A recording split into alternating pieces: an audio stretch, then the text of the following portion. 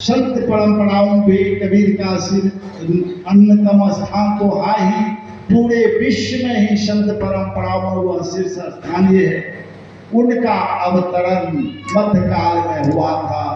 यह वह काल था जब उदात्त भारतीय चिंतन सरणी, स्वतंत्र चिंतन सरणी के प्रवाहमान धारा से हटकर शास्त्र प्रमाण और परंपरावाद के से संकीर्ण पंकिल भूमि तक ही सिमट करके रह गई थी। इस काल में धार्मिक संकीर्णता, जाति संघर्ष और सामाजिक उन्माद एवं चरम सीमा पर थे।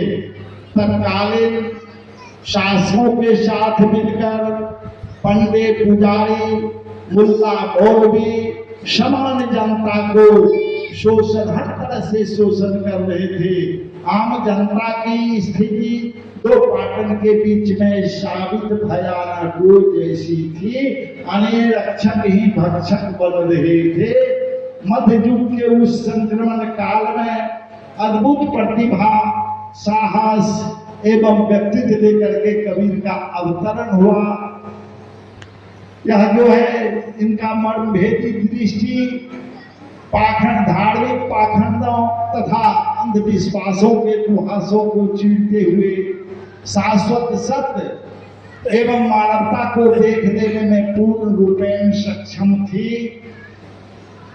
धार्मिक जड़ता, जाति व्यवस्था तथा वर्णाभिमान के समर्थकों को उन्होंने खुली चुनौती दी और धार्मिक स्वतंत्रता तथा मानव समानता पर आधारित समाज संरचना पर बल दिया।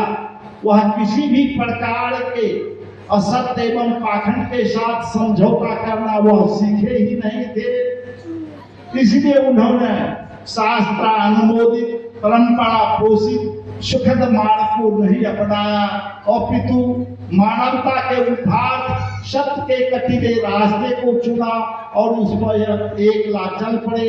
उनकी दृष्टि में सत्य ही सर्वोपरि था।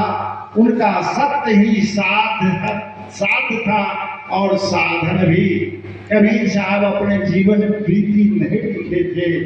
बहुत से साक्ष्य के आधार पर यह निश्चय किया गया कि 1456 विक्रम संवत 1456 में उसका जन्म हुआ और विक्रम संवत 1575 में उसका मृत्यु हुआ। इसलिए कबीर साहब कब कहाँ कब जन्म लिए इसका कोई ठिकाना नहीं था। ये कहते हैं